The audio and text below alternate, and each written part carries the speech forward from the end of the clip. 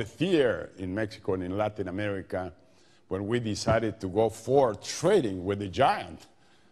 I mean, competing with the giant in equal terms to us was a very disadvantageous position, Mexico and United States. When we negotiated the agreement with Europe, it was totally different because there we equaled the ground of differences. And for instance, Europe took off all their duties and charges on imports from Mexico, and in the other way around, they gave us 10 years of advantage keeping duties for importing European products. So the floor was leveled off. Así que this is a key issue. But first step is that European Union, first 5 to 10 years was the steel agreement and the carbon agreement, trade agreement, and only in one sector of the economy. That's where it all started. Then they decided to expand the trading to everything else. Then they decided to start integrating and taking off borders and coming up to one single passport and all what we had done. Until 50 years later, they decided to go for one currency.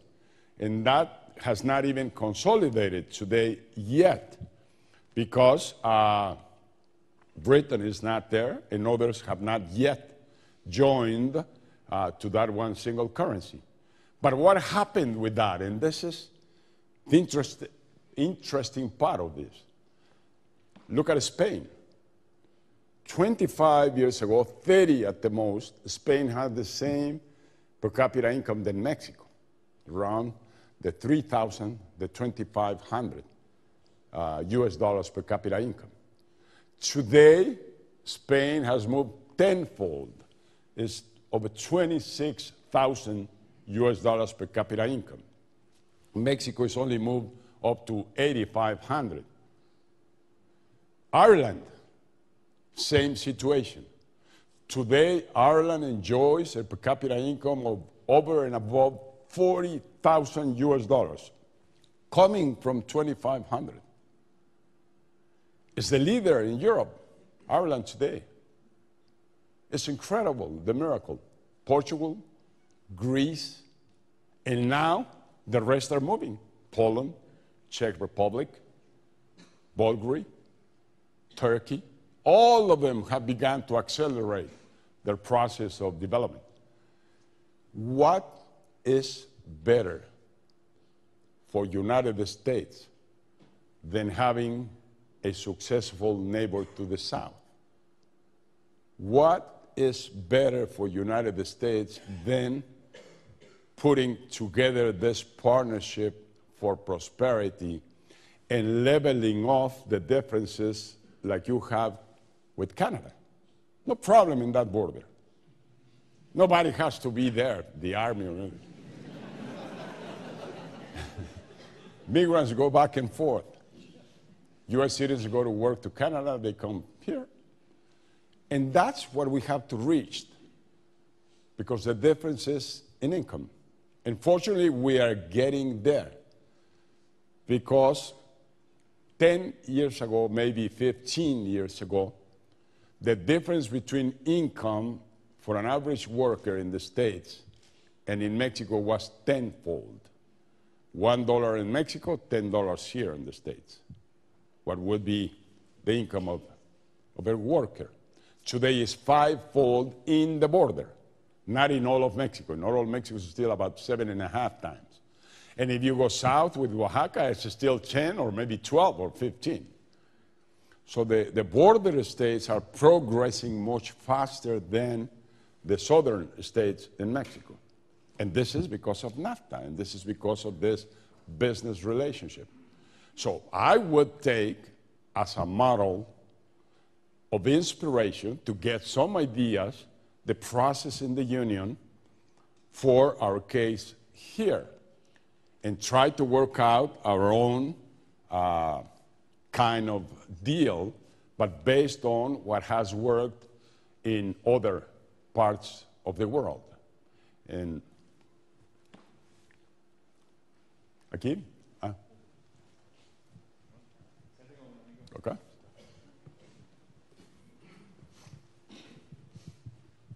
Thank you, Mr. President. If you please, this is a two-part question.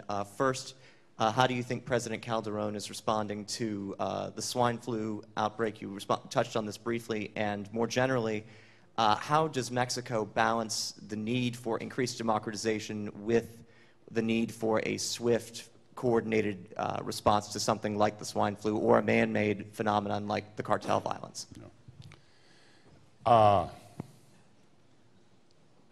I think he's doing a great job. He's moving fast. He's taking, as I said, courageous decisions, difficult to take. And we all hope that this will be under control.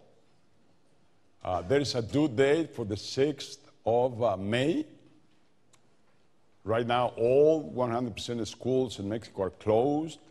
Most every single open space for public is closed. And the 6th is the due date. The problem is, and I learned a lot about this back in 2005 when the gripe aviar, the flu of birds, the bird flu, raised as a problem. We had very interesting and most motivating meetings with U.S. health authorities, Canadian authorities, as we were tied together with NAFTA. Those conversations were developed also with the World Health Organization.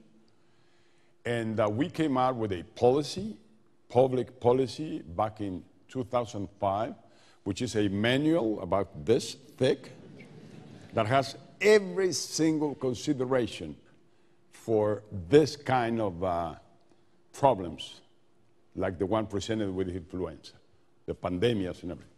We even bought a huge amount, millions and millions of vaccines that are kept in hands of the army in Mexico. But the problem here is that vaccines only work as long as you know what the virus is.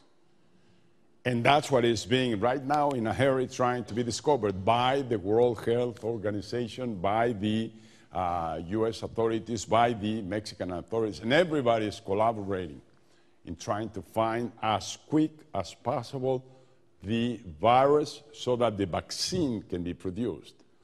Or if the vaccine is already there, that it can be used. Because if it's not there, it takes quite a lot of time to have it. Because you have to develop the vaccine, then you have to start producing, then you have to stop what you were producing and use your factories for that. One of the alternatives we had in 2005 was to invest on a huge facility to produce vaccine. We decided to go for inventories instead of having the factory. It's difficult to say what is better, to have the inventory, and that inventory might not work for your problem, or to have the factory to put it to work immediately with what you specifically need.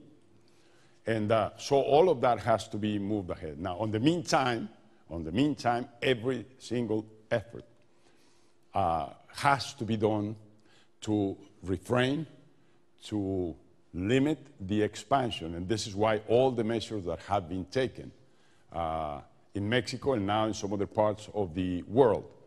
And so we just have to work hard right now, like Presidente Calderon and all of Mexico is doing. And number two, we have to wait for technology to give us the answer if that virus can only be met with a new vaccine. These problems the world has considered a long time ago. They've been present in the world before. I don't know if we have been enough responsible, I say, the whole world, to meet this kind of challenges. We see them far away, we don't think they will come, and all of a sudden they appear, and they are here, and the leader has to meet them.